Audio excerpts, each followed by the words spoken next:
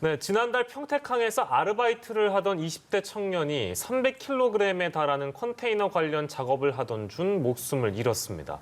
사고가 난 지 보름이 지났습니다만 유가족들은 아직 아들을 떠나보내지 못하고 있습니다. 네, 이 씨의 아버지는 현장에 안전요원이 한 명만 있었어도 이런 사고가 나지 않았을 거라면서 진상규명을 촉구하고 있는데요.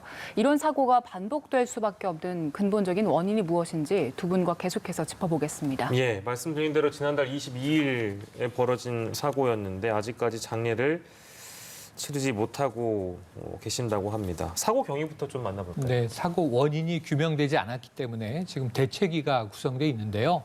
회사 측에 사고 원인 규명을 촉구하고 있는 상황이고요. 예. 자, 22일이었습니다. 평택항이었는데 이 항만에는 컨테이너가 있습니다.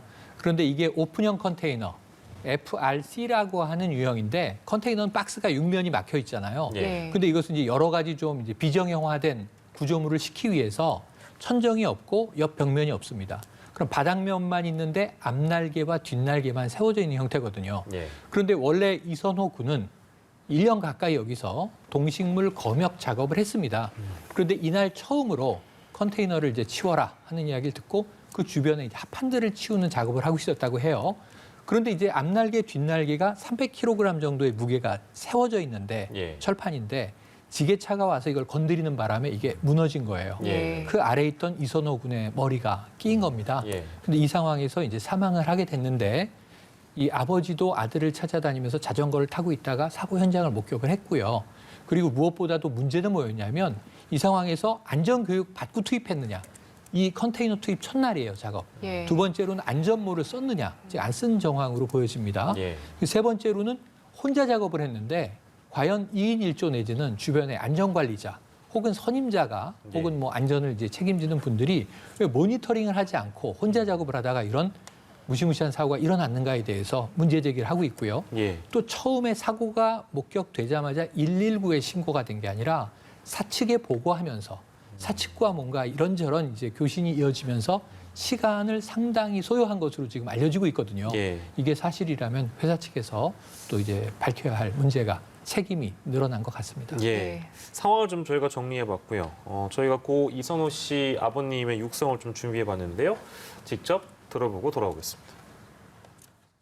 도의적으로 봤을 때 우리 아이가 죽기까지 자, 그 날개를 넘겨대서 깔아갖고 했던 그 지게차의 책임, 그리고 또 안 해도 되는 작업을 그 안에 사지로 몰아넣었던 그 친구, 그 두 사람이 사죄, 진심 어린 사죄를 우리 아들한테 하고 유족들한테 하고 그 모습을 보여주고 나서 진정성 있는 우리 또 하해도 하고, 용서도 하고, 그 다음에 하해의 길도 가야 되는데, 현재까지 나온 답은 그런 작업 지시를 한 적이 전혀 없습니다.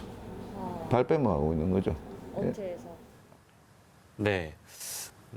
고인의 아버지이신 이선호 씨 아버님의 육성을 좀 저희가 들어봤는데요. 이제 현재까지의 상황 어떻게 좀 이해하고 계신지 또 어떤 입장이신지 저희가 전달해 드렸습니다.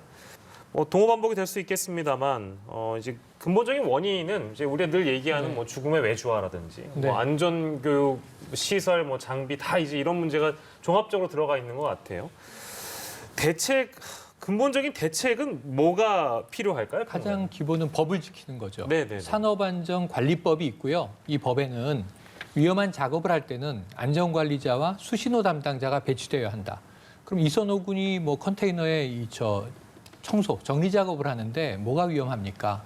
지게차가 건드렸다는 말씀을 처음에 드렸잖아요. 네. 지게차가 이 오픈형 컨테이너 인근에서 작업을 할 때 안전관리자와 수신호 작업자가 그걸 쳐다보면서 너무 가까이 가면 안 된다라는 주의를 줬어야 되는 거죠. 예. 없었다는 거예요. 제가 회사에 물어봤습니다. 안전관리자 어디 있느냐? 옆 컨테이너에 있었다. 처음 답변은 이랬어요. 자, 그런데 지금 이제 원청 회사는 책임을 인정하지 않는다. 예. 지금 이게 재하청이에요. 원청 회사. 여기는 또 이제 평택 지역 해양수산청에서 관리하는 평택항. 이게 이제 항만관리 전문 회사로 위탁돼 있고 여기서는 또 인력 파견 업체에 갑니다. 예. 그래서 거의 일용직 근로자들을 이제 모아가는 상황이죠. 근데 이제 안전관리자가 배치돼 있지 않았다, 안전모가 지급돼 있지 않았다, 당일날 처음 투입한 작업인데 안전 교육이 제대로 없었다? 그럼 이건 총체적인 부실이고요. 예. 안전은 도외시하고 그냥 일을 시켰을 뿐이다라는 건데 똑같습니다. 구의역 김군 사건, 그 태안화력발전의 김용균 노동자 예. 산재 사망 사건. 뭐냐 하면 그때도 2인 1조만 됐었어도 이런 일은 없었을 것이다. 김군 혼자 작업 나갔다 사망했고요. 김용균 노동자 혼자 작업 나갔다 컨테이너에 끼어서 사망했고요. 이번 경우에도 혼자 작업하다 사망했고요. 최근에 또 유사한 사건이 며칠 내에 2건이 더 있는데 예. 혼자 작업하다가 다 사망합니다. 그럼 법을 왜 안 지키는 거죠? 2인 1조로 투입하라. 안전관리자 배치하라. 수신호 작업자가 모니터링을 하는 것에 따른다. 법을 지켜도 산재가 줍니다.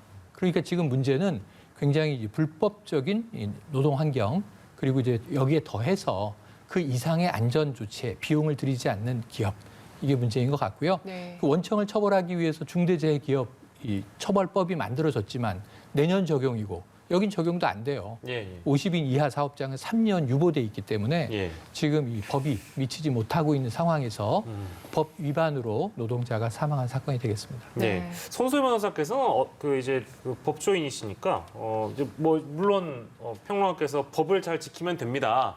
이런 말씀 주셨는데 손소희 변호사께서 생각하시기에는 어떤 대책들이 필요하다고 보십니까? 중대재해기업처벌법 이거는 뭐 적용받지 못하는 사안이라고 이미 저희 위원장께서 평가를 하고 계신데요. 네, 이 중대재해기업처벌법이 총 16개 조항인데 예. 다 적용 안 되는 건 아니고 16조는 이미 적용이 돼요. 아, 네. 근데 그 내용이 정부의 그 사업주에 대한 지원이나 예. 정부의 보고 조항입니다. 그거 외에 실질적인 부분은 이제 유보가 돼 있는 상태고 예. 공포 1년 후에 시행이 되는 거고 그런데 이 중대재해기업처벌법이 완전히 새로운 부분을 건드리는 건 아닙니다. 즉 지금도 존재하고 있는 그 산업안전보건법상의 여러 가지 의무들은 있고 그러한 의무들을 지키지 않았을 경우에 기업에게 가할 수 있는 여러 가지 불이익들을 좀 더 상향 조정한 거거든요. 예. 그리고 또 징벌적 손해배상도 이제 도입을 하고 결국 이 계속해서 반복되는 이 문제를 접근하는 방법을 접근 방향을 예. 약간 좀 기업의 이익 쪽으로 접근을 해야 될 것 같아요. 예. 그래서 이게 어찌 보면 좀 매정해 보인다. 어찌 보면 너무 이거를 도덕적인 부분을 도외시하고 금전적으로만 보는 거 아니냐라는 비판의 목소리도 없지 않습니다만 예.